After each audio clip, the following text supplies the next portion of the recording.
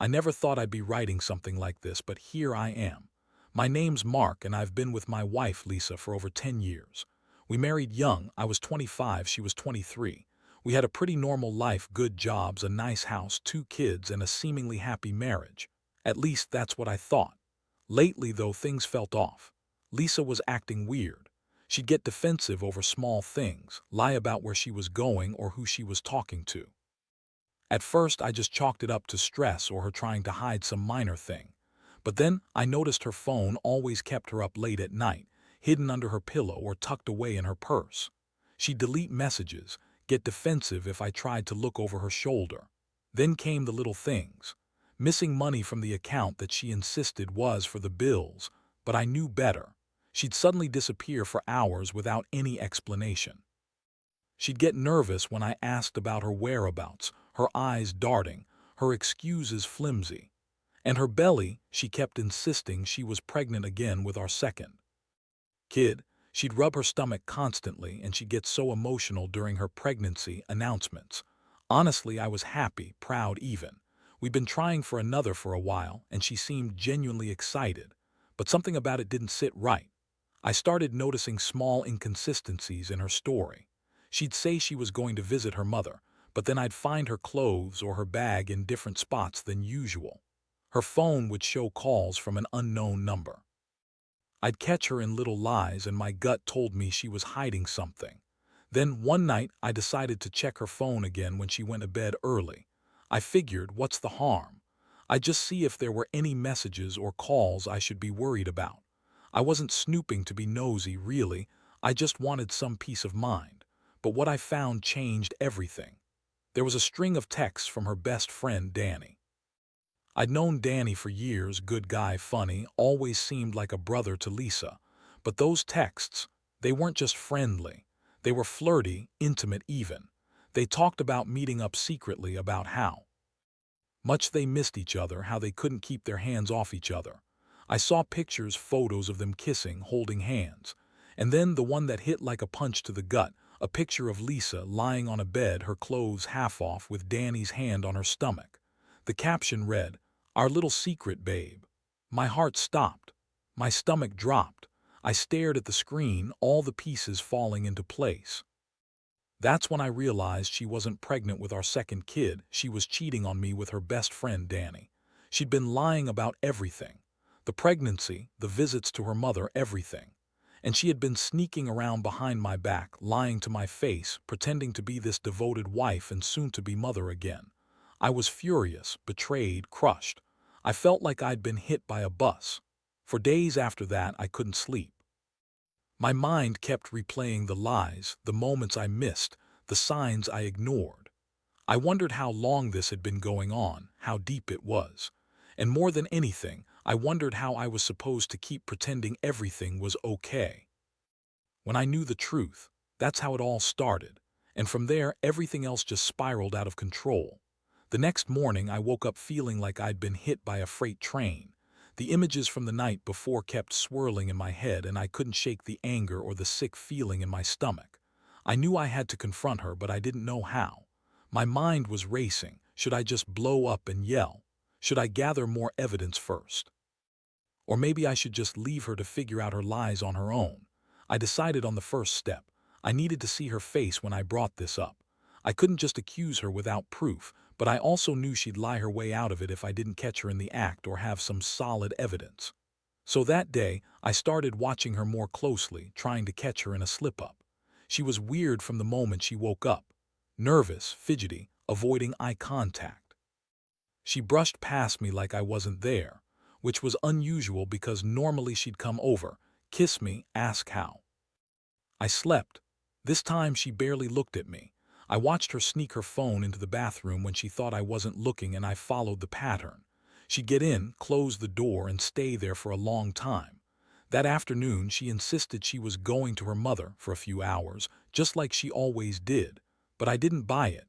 Instead, I decided to follow her. I grabbed my coat and quietly slipped out after her. She didn't notice.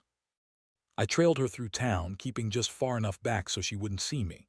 She drove to a house that I recognized, Danny's house. My stomach clenched. I parked a few blocks away and I watched her go inside. She was inside for over an hour. I could see her through the window, sitting close, whispering, laughing. Then I saw her get up, take something from her purse and slip it into her pocket before she left. When she finally stepped out, I followed her again, my mind racing. I wanted to confront her there, right then and there, but I knew I needed a plan. Instead, I kept my distance and watched her head back home. Once she was inside, I went back to my place and thought about what to do next. That night, I couldn't sleep. I knew I had to talk to her, but I also had to be careful. I couldn't just blow up and accuse her without everything lined up. I needed to catch her in the act, or at least have enough proof so she couldn't deny it. The truth was, I was hurt, angry, and feeling like I'd been played for a fool. I didn't know what would come of any confrontation, but I knew I couldn't keep pretending everything was fine. I also knew this wasn't just about the affair anymore. It was about trust, respect, and my own sanity. For years, I gave her everything, my time, my love, my energy, and now I felt like she'd thrown it all away. I wondered if I should just pack my bags and leave, or if I should try to fight for us. But right now, all I could think about was how betrayed I felt, and how much I hated that she'd lied to me about everything, especially the pregnancy. The next step was clear. I had to get more concrete evidence, and I had to decide how I was going to confront her once I had it, because I was done being naive. Enough was enough. The next few days felt like walking on thin ice. I was trying to keep my cool, but inside I was boiling. Every time I saw Lisa, I could tell she was nervous, jumpy. She'd brush past me quickly, avoid my eyes, and I could see the guilt etched all over her face. That only pushed me to be more strategic. I needed something solid, something undeniable. Then I remembered she kept her phone with her all the time, always in her hand or her purse. So I started looking for ways to get into it when she wasn't around. I knew it was risky, but I wasn't going to let her keep deceiving me. One night I waited until she fell asleep. She was snoring softly, her hand clutching her phone. I gently reached over, unlocked it with her fingerprint, and started scrolling. What I found was worse than I expected. The messages with Danny were more explicit than I'd seen before. They talked about meeting up at her sister's house, which I now knew was code for Danny's place. She told me she was staying in that night, but her messages said otherwise. They planned to have sex, to finally do what they'd been hinting at for months. And that wasn't all, there were photos. She sent pictures of her lying in bed with her shirt half off, saying, "Can't wait to see you tonight." I felt my stomach turn. My hands shook as I scrolled through her messages. My mind was reeling. This wasn't just an affair, this was outright betrayal. She was lying about the pregnancy, lying about her visits to her mother, lying about everything. I saw timestamps, proof that she'd been sneaking around behind my back for months. I closed her phone slowly, my head pounding. I couldn't believe I'd been so blind. She'd been sneaking around, lying to me about her pregnancy, all while planning secret sex with her best friend. The woman I loved, the woman I thought was carrying my child, she was cheating on me, lying about everything, and I'd only just discovered it. The moment I was alone, I felt this intense rush of emotion, anger, hurt, confusion. It was like everything I believed in had just shattered. I kept thinking about how she'd lied about being pregnant again, how she'd faked that glow, that bump. She pretended to be excited, to want another kid, all while she was with Danny behind my back. I knew I couldn't keep this quiet anymore. I had to confront her, but I also knew I needed to be careful. I couldn't just blow up, not yet. I needed to catch her in the act, get her to admit it, and then decide what to do from there. I felt like I was walking a tightrope, one wrong move, and everything could blow apart. The next day, I decided I'd pretend I didn't know. I wanted to catch her in a lie, to see how she acted when she was under pressure. I watched her leave for her mother, knowing she was going to see Danny again. I was full of rage and heartbreak, but I played it cool. I had the proof now. I had everything I needed. What I didn't realize was how much this would change everything. The moment she walked through that door later that evening, I knew I had to confront her. There was no turning back. I just didn't know how brutal that confrontation would be. That evening, I waited in the living room, hearts pounding, mind racing. I knew she'd be home soon, and I wasn't sure what I was going to say or do, only that I couldn't keep pretending I didn't know. When the door finally opened, she stepped inside quickly, avoiding my gaze. Her face was tense, and I could see the nervous flicker in her eyes. I didn't say a word at first. I just looked at her, letting her squirm under my stare. Then I pulled out her phone, laid it on the table, and looked straight at her. "Tell me what's going on," I said quietly but firmly. Her face drained of color and she tried to brush past it, but I blocked her. "You've been sneaking around, lying about your pregnancy, about where you've been. I know about Danny. I saw the messages, Lisa." Her eyes widened and she started her usual bullshit, denying. "Mark, I don't know what you're talking about. You're just being paranoid. It's all a misunderstanding. I've been under a lot of stress, that's all. The pregnancy, the visits to my mom, I swear it's just everything piling up." Her voice cracked, but I wasn't buying it. "You're lying," I said, voice shaking. "You've been cheating on me with Danny and you've been lying about everything. The pregnancy, the visits, the fake glow. You're just pretending to be pregnant again, aren't you? All so you can keep this secret, keep lying to my face." Her reaction was instant. She snapped. "Don't be ridiculous. I would never cheat on you. You're just jealous, insecure. I never did anything with Danny. You're imagining things." But I could see the guilt in her eyes, the way her hands trembled, the way her voice cracked. She wasn't convincing anyone, least of all me. I felt a mix of fury and sadness. How had I missed all the signs? How much had I trusted her? I never thought she'd betray me like this, especially not with someone she called her best friend. I'd poured everything into this marriage, and she'd thrown it all away for some secret sex, some fake pregnancy, some lie after lie. "Look," I said, voice trembling with emotion, "I've seen enough. I've got everything I need. I don't know what your game is, but I do know I can't stay with someone who lies to my face, who cheats behind my back, and who pretends to be someone she's not. I need some time to think, but I want you out of my house. I don't want to see you or hear from you until I figure out what's next." Her face twisted into a mix of anger and panic. "You're overreacting. You're just jealous because you're insecure. I love you, Mark. You're just trying to control me. I can't believe you're doing this over some stupid messages." But I'd heard enough. I told her to pack her things and leave, that I needed space to breathe and process what I'd just discovered. As she stormed out, I felt a cold numbness settle in. The woman I'd loved, the mother of my children, she'd betrayed me in the worst way imaginable. I knew my life was about to change forever, and I was just beginning to understand how deep the wounds went. That night I sat alone in the quiet, staring at the wall, trying to process everything. The betrayal, the lies, the fake pregnancy, the secret sex. I felt like I'd been punched so hard I couldn't breathe. But amidst the chaos, part of me was already starting to think about what came next, because I wasn't going to let her win, not without a fight, not without making her feel the pain she'd caused me. The days after she left felt like hell. I'd never felt so empty, so betrayed.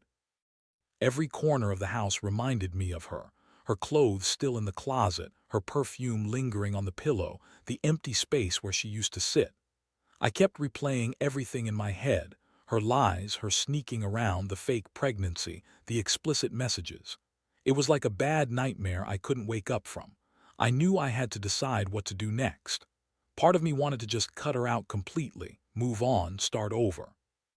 But another part, small but persistent, felt this urge to get justice, to make her understand how badly she'd hurt me. I wanted her to feel the pain, the betrayal, the loss. I wanted her to see what she'd thrown away, so I started planning. I didn't want to just lash out blindly. I wanted to make her suffer, but in a way that would hit her where it hurt most. I knew her biggest fear was losing her family, her reputation, her perfect life. I decided I'd use her own lies against her. First, I contacted a divorce lawyer. I gathered all the evidence, the texts, the messages, everything I could find. I made sure I had everything ready in case I needed to get the ball rolling fast. Meanwhile, I reached out to Danny. I wanted to confront him and see what kind of person he really was. I found his number and called him directly. No beating around the bush. I told him I knew what he'd done, that I was hurt and angry, and that if he ever tried to contact Lisa again, I'd make sure he paid the consequences. Surprisingly, he played it cool at first, acting innocent, trying to deny it all. But I knew better. I told him I had proof, screenshots, messages, everything, and that if he wasn't careful, I'd take it to the authorities. That confrontation was a mix of threats and silence. I wasn't about to let him off easy. I needed him to know I was serious. I also made a point of calling Lisa a few times, but she never answered, which made me realize she was probably hiding somewhere, maybe with him. I was furious, but I kept my composure. What I did next was to start documenting everything: her visits, her calls, her lies. I was preparing for the worst. In the meantime, I focused on my kids. They didn't know what was happening, but I could see the confusion and sadness in their eyes. I promised myself I wouldn't let this break me in front of them. They deserved stability, even if their mother was gone for now. I kept everything as normal as possible, but inside I was a mess. I felt betrayed, humiliated, broken. All I wanted was to fix this, to make her see what she'd lost, but I knew deep down that the damage was already done. One night I couldn't sleep. I sat in the dark, staring at my phone, thinking about everything. I replayed the moment I found those messages, the look on her face when I confronted her, the lies she told. At that moment, I realized the real power was in my hands now. I had everything I needed to end this chapter of my life and start fresh. But I also knew I had to be careful, because once I made my move, there was no turning back. I decided I'd give her a final chance to come clean, to confess everything and face the consequences. But if she didn't, I was ready to cut her out completely. I wasn't going to let her ruin me anymore. The betrayal had cut too deep. The only thing left was to choose my next step carefully and make sure she understood that I'd fight for myself, my dignity, and my future. The day I finally made my move was one I won't forget. I reached out to Lisa one last time, gave her an ultimatum. She could come clean, admit everything, and we could talk like adults, or she could keep hiding and face the consequences. I told her I knew about her affair with Danny, about the fake pregnancy, and that I had all the evidence to back it up. I could hear her breathing on the other end, heavy and uneven. She tried to deny everything again, but I interrupted her. "I'm done playing your games," I said, voice cold and steady. "You lied to me for months. You cheated on me with Danny, and you faked a pregnancy. I want the truth now, or I'm done." She broke down then, crying, begging, trying to make me believe her lies. She said it was a mistake, that she was confused, that she loved me and our kids. She said she was under pressure, overwhelmed. But I didn't buy any of it. I told her if she was serious about fixing this, she needed to come clean, face her actions, and accept whatever consequences came. In the end, she confessed, not without tears and apologies, but with the truth spilling out. She admitted she'd been having an affair with Danny for months. She said she'd lied about the pregnancy because she was scared of losing everything: her family, her life, her facade. She told me she was ashamed, and that she thought she could fix it, that she'd stop cheating, that she'd be better, but I could see through it. I knew that was just words. I decided then and there that I'd had enough. I told her to leave, to pack her things, and never come back without real change. I was done being the fool. I felt a strange mix of relief and sadness: relief because I finally knew the truth, and sadness because I'd loved her once, and now that love was shattered beyond repair. Over the next few weeks, I went through the motions. I hired a lawyer, started the divorce process, and focused on my kids. I felt empty inside, but I also felt a strange sense of liberation. The betrayal was a heavy weight, but it forced me to look at what really matters: honesty, respect, and my own well-being. Looking back, I realize I learned a lot. Trust is fragile, and once broken, it's almost impossible to fully repair. I also learned that sometimes the best revenge isn't revenge at all, it's walking away, picking up the pieces of your life and moving on. Lisa's betrayal hurt deeply, but it also made me stronger. I now see that I deserve someone who will respect me, who will be honest and loyal.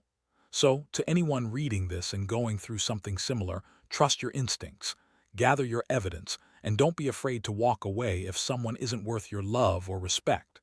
You can survive betrayal, and sometimes the only way to truly heal is to let go of what's broken and find your own happiness again. Because at the end of the day, the only person responsible for your happiness is you.